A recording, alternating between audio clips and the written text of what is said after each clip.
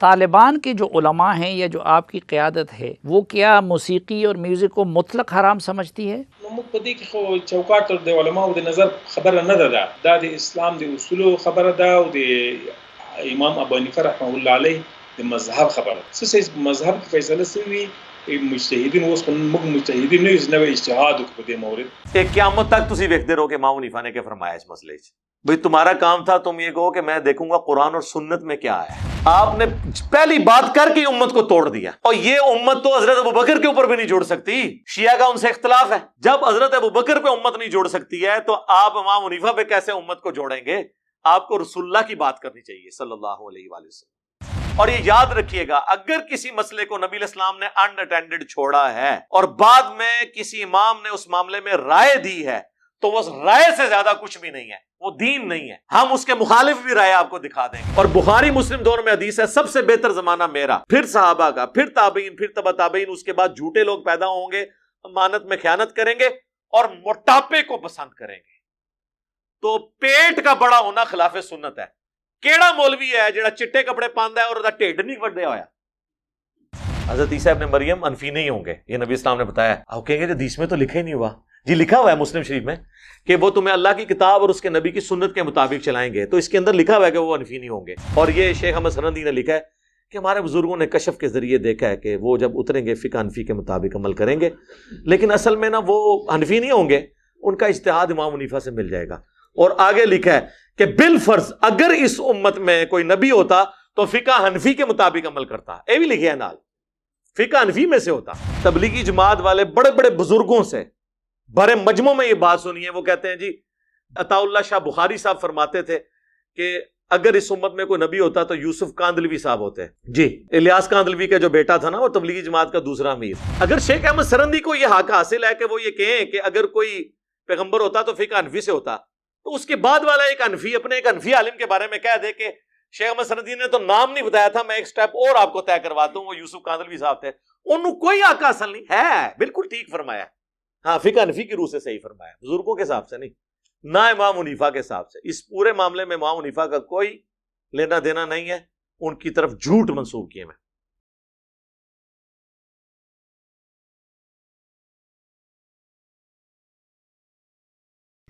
السلام علیکم ورحمۃ اللہ وبرکاتہ.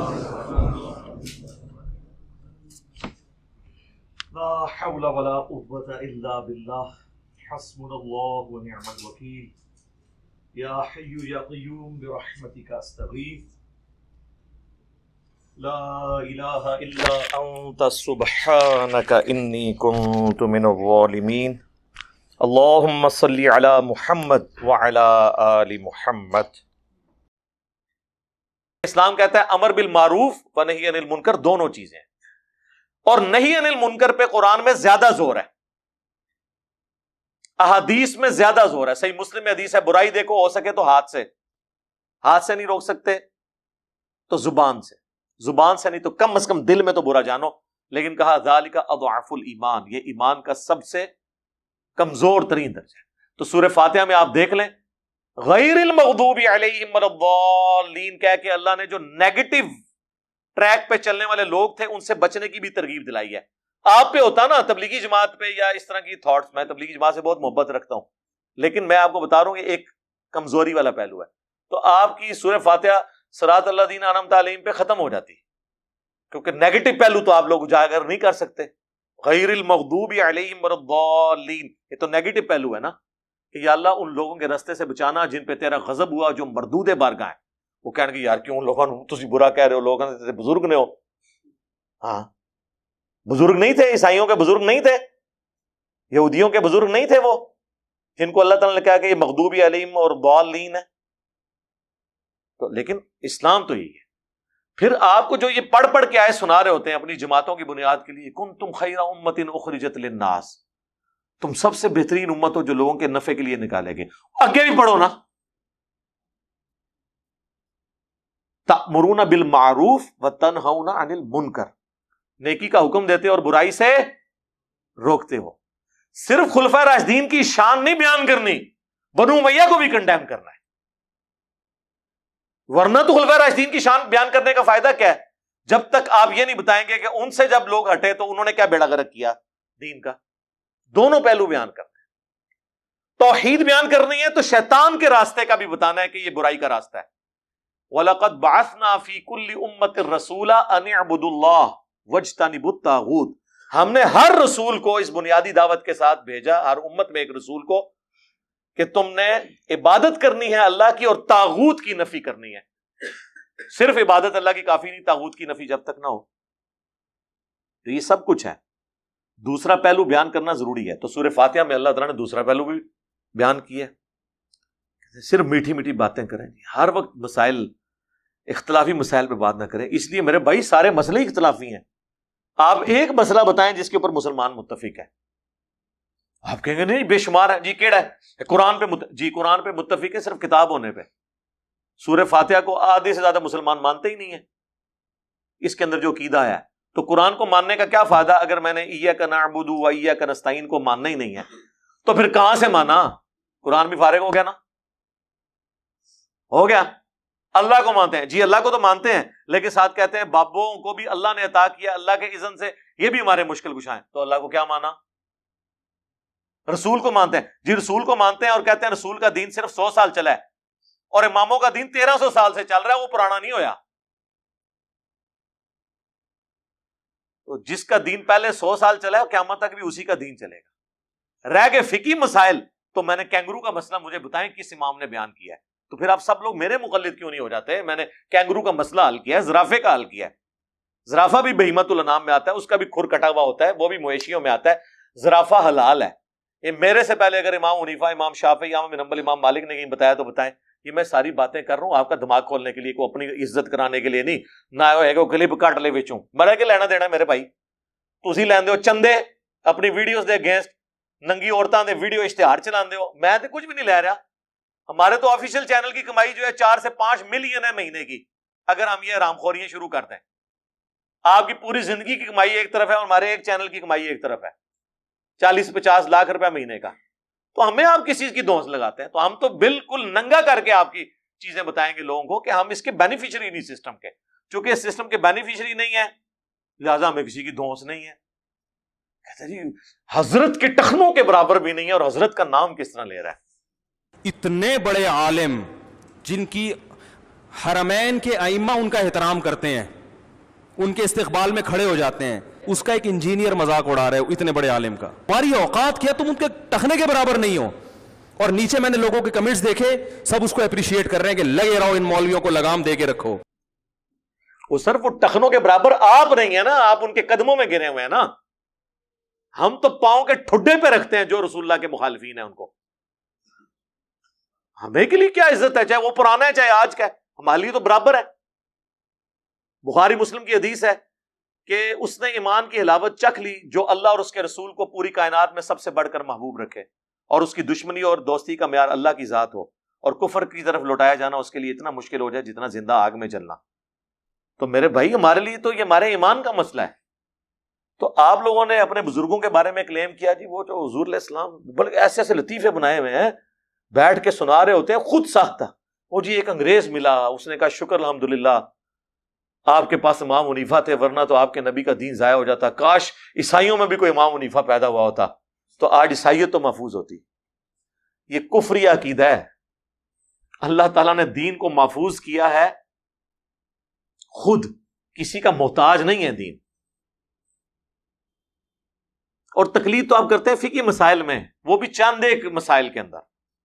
اصل مسائل تو قرآن و سنت کے عقائد ہیں, اصول کے مسئلے ہیں, ان میں سے بھی اکثر اجماع امت سے ثابت ہیں. اجتہاد تک تو بات جاتی ہی نہیں ہے, لیکن انہوں نے باتیں کہاں سے کہاں بنائیں گے. وہ مجھے رات کو میں وہ نا طالبان کے جو ترجمان ہیں نا, کیا نام ہے وہ, ذبیح اللہ مجاہد صاحب, اب ان سے سلیم صافی صاحب نے نا انٹرویو کیا ہے. حالانکہ وہ اردو بول سکتے ہیں لیکن ریلیکٹنٹ ہوتے ہیں تھوڑے سے بولنے میں, سمجھ ان کو ساری آتی ہے. اب وہ سلیم صافی صاحب ان سے سوال کر رہے ہیں اردو میں اور وہ جواب دے رہے ہیں پشتو میں. نیچے اس کا نا ترجمہ چل رہا تھا. سلیم صافی صاحب کو تو پشتو آتی ہے, تو وہ پھر اس لیے وہ کمفرٹیبل تھے ان سے کاؤنٹر کوشچن کرنے کے اوپر. اور جب وہ کوشچن کرتے تھے تو اس کو بھی اردو آتی ہے, اس کو بھی سمجھ آ رہا ہے مجھ سے سوال کیا کر رہے ہیں.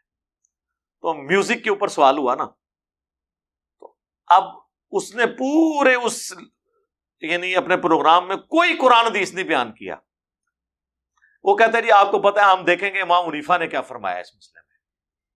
طالبان کے جو علماء ہیں یا جو آپ کی قیادت ہے وہ کیا موسیقی اور میوزک کو مطلق حرام سمجھتی ہے؟ موږ په دې کې خو چوکاټ د علماو د نظر خبره نه ده دا د اسلام د اصولو خبره ده او د امام ابو حنیفه رحمه الله علیه د مذهب خبره. څه مذهب کې فیصله شوی مجتهدین اوس موږ مجتهدین نه یو نوې اجتهاد وکړو په دې مورد. ایک قیامت تک تسی ویکھتے رہو کہ امام حنیفہ نے کیا فرمایا اس مسئلے سے. بھئی تمہارا کام تھا تم یہ کہو کہ میں دیکھوں گا قرآن اور سنت میں کیا ہے.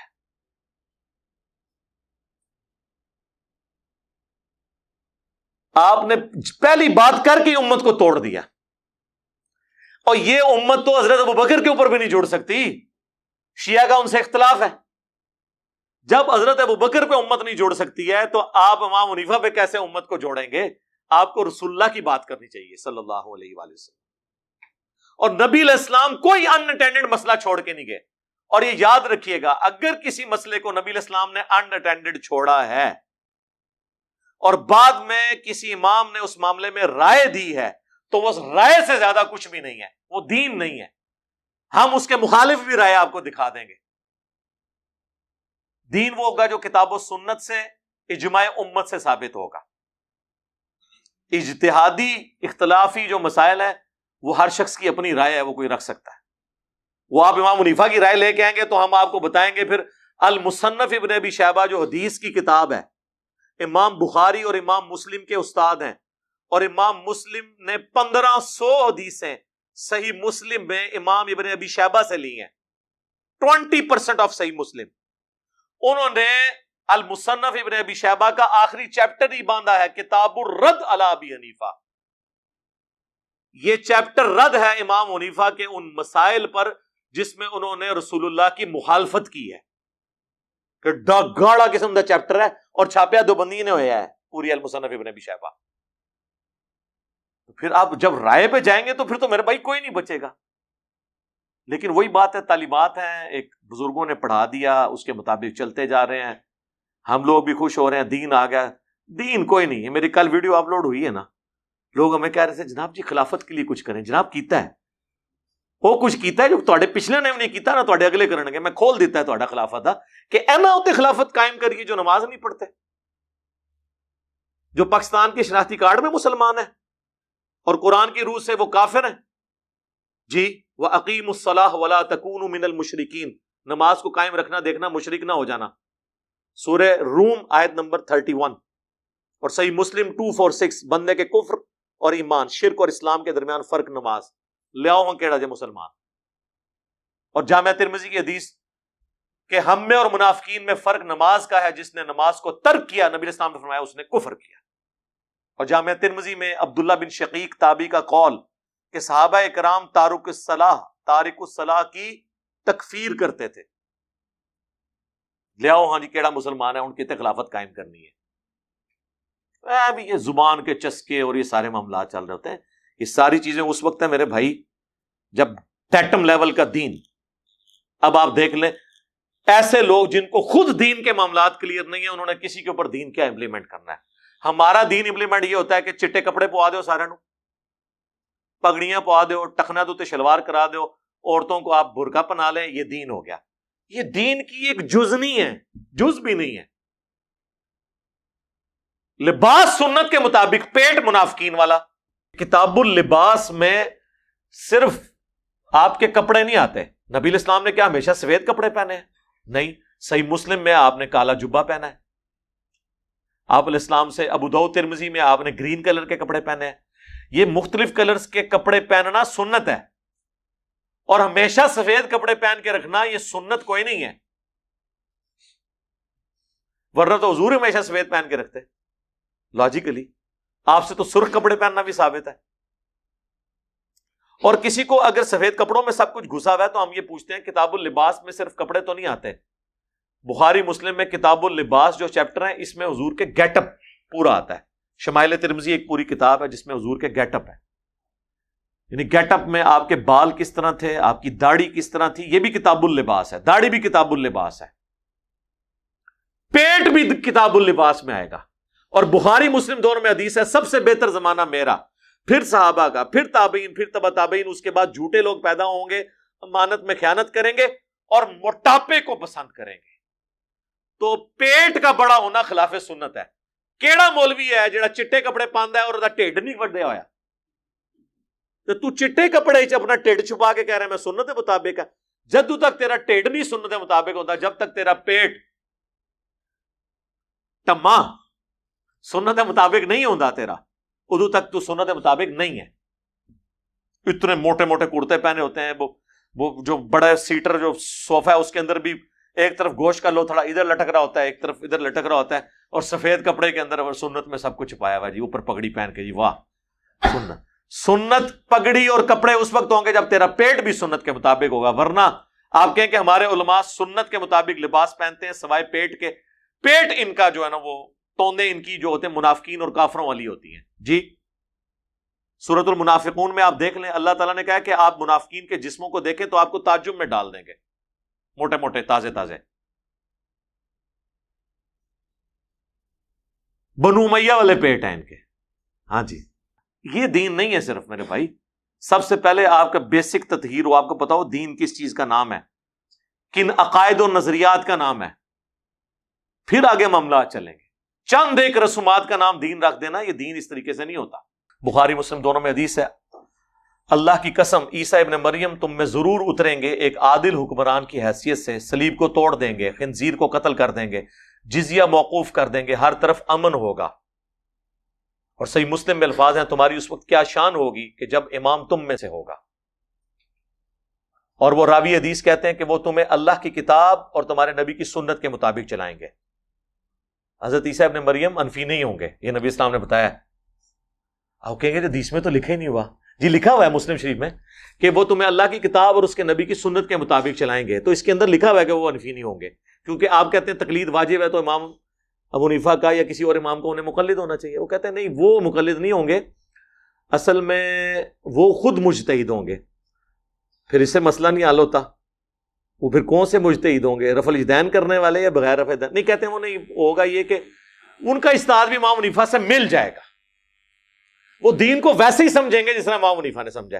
عیسیٰ ابن مریم نو کیڑی لوڑ ہے امام حنیفہ نو سمجھنے دی، جڑا اللہ دا پیغمبر ہے، روح اللہ ہے، وجیہن فی الدنیا والآخرہ ہے، جس کو خود وہ معجزے ملے جو ہمارے نبی کو بھی نہیں ملے ہوئے صلی اللہ علیہ وآلہ وسلم. بغیر باپ کے پیدا ہوئے ہیں، ہمارے نبی تو باپ کے ساتھ پیدا ہوئے ہیں.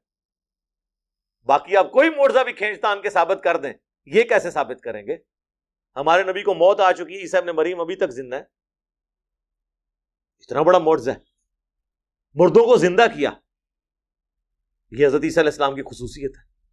تو بات یہ کہ ان کو امام حنیفہ کا اور یہ شیخ احمد سرندی نے لکھا ہے کہ ہمارے بزرگوں نے کشف کے ذریعے دیکھا ہے کہ وہ جب اتریں گے فقہ حنفی کے مطابق عمل کریں گے، لیکن اصل میں نا وہ حنفی نہیں ہوں گے، ان کا اجتہاد امام حنیفہ سے مل جائے گا. اور آگے لکھا ہے کہ بالفرض اگر اس امت میں کوئی نبی ہوتا تو فقہ حنفی کے مطابق عمل کرتا. یہ بھی لکھا ہے نال، فقہ حنفی میں سے ہوتا. وہ جو حضور نے فرمایا تھا نا اگر کوئی نبی ہوتا تو عمر ہوتا، وہ تو تھا حدیث میں. یہ حدیث کو تو مانتے نہیں نا یہ ترمذی کی. وہ کہتے ہیں ان کے بعد ان کو چھوڑ دیں.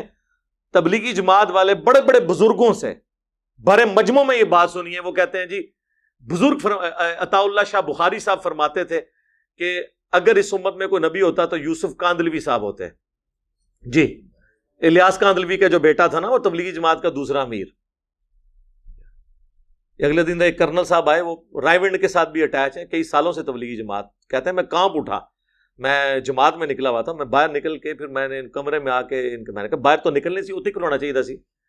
کہتے نہیں وہ بہت بڑے حضرت آئے ہوئے تھے رائے ونڈ سے، تو وہ تقریر کر رہے تھے. میں نے کہا یار کتنے بے شرم لوگ ہیں، یہ بات کرتے ہیں، ان کو شرم بھی نہیں آتی یہ بات کرتے ہوئے، ان کی زبانوں کو لگام دینے والا بھی کوئی نہیں. پھر میں نے کہا ظاہر ہے کہ جب پچھلوں نے یار تھوڑا بہت چسکا لگایا ہے بوتل میں سے، تو بعد والوں کو بھی تو ہے نا. اگر شیخ احمد سرندی کو یہ حق حاصل ہے کہ وہ یہ کہیں کہ اگر کوئی پیغمبر ہوتا تو فقہ حنفی سے ہوتا، تو اس کے بعد والا ایک حنفی اپنے ایک حنفی عالم کے بارے میں کہہ دے کہ شیخ احمد سرندی نے تو نام نہیں بتایا تھا، میں ایک سٹیپ اور آپ کو طے کرواتا ہوں، وہ یوسف کاندلوی صاحب تھے. انہوں کوئی حق حاصل نہیں ہے. بالکل ٹھیک فرمایا. ہاں فقہ حنفی کی روح سے صحیح فرمایا، بزرگوں کے حساب سے نہیں، نہ امام حنیفہ کے حساب سے. اس پورے معاملے میں امام حنیفہ کا کوئی لینا دینا نہیں ہے. ان کی طرف جھوٹ منسوب کیے میں. اللہم انی اسألک بانک انت اللہ لا الہ الا انت الاحد الصمد الذی لم یلد ولم یولد ولم یکن له کفوا احد وإلہکم الہ واحد لا الہ الا هو الرحمن الرحیم الف لام میم اللہ لا الہ الا هو الحی القیوم اللہم صلی علی محمد وعلی آل محمد ربنا آتنا فی الدنیا حسنہ وفی الآخرة حسنہ وقنا عذاب النار ربنا آتنا من لدنک رحمہ وہیئ لنا من امرنا رشدا لا الہ الا انت سبحانک انی کنت من الظالمین ربنا هب لنا من ازواجنا وذرياتنا قرة اعین وجعلنا للمتقین اماما اللهم اغفر لحينا وميتنا وشاهدنا وغائبنا وصغيرنا وكبيرنا وذكرنا وأنثانا اللهم من أحييته منا فأحيه على الإسلام ومن توفيته منا فتوفه على الإيمان. اے اللہ ہمارے ماں باپ کی، ہمارے بھی بچوں کی، پوری امت کی تمام دینی، دنیاوی، جسمانی، روحانی، ظاہری، باطنی پریشانیاں، تکلیف، مصیبتیں، دکھ، بیماریاں، دشواریاں دور فرما. اے اللہ ہمارے ملک پاکستان کی خیر فرما، پورے عالم اسلام کی خیر فرما، اندرونی اور بیرونی خطرات سے محفوظ فرما. اے اللہ پاکستان میں، انڈیا میں، افغانستان میں، فلسطین میں، کشمیر میں، چائنا میں، عراق میں، شام میں، جہاں جہاں مسلمان پس رہے ہیں، اے اللہ مشکل زندگی گزار رہے ہیں، اے اللہ غیب سے ان کی مدد فرما. حاضرین کے دلوں میں جو جو نیک اور جائز دعائیں ہیں قبول فرما. حاضرین کے جو بھی چھوٹے بڑے رشتہ دار فوت ہو چکے، اے اللہ ان کی مغفرت فرما. اے اللہ ہمارے ماں باپ کی اور پوری امت کی، ہمارے بیوی بچوں کی تمام دلی جائز دعاؤں کو اپنی بارگاہ میں قبول و منظور فرما. اے اللہ جن جن بھلائیوں کا سوال تیرے محبوب علیہ السلام نے کیا، ہم تمام مسلمانوں کے حق میں ان چیزوں کو قبول و منظور فرما، اور جن جن چیزوں کے شر سے تیرے محبوب علیہ السلام نے تیری پناہ طلب کی، ہم تمام مسلمانوں کو ان چیزوں کے شر سے اپنی پناہ عطا فرما. سبحان ربک رب العزت عما یصفون وسلام علی المرسلین والحمد للہ رب العالمین وصلی اللہ علی النبی الکریم وعلی آلہ واصحابہ اجمعین الی یوم الدین.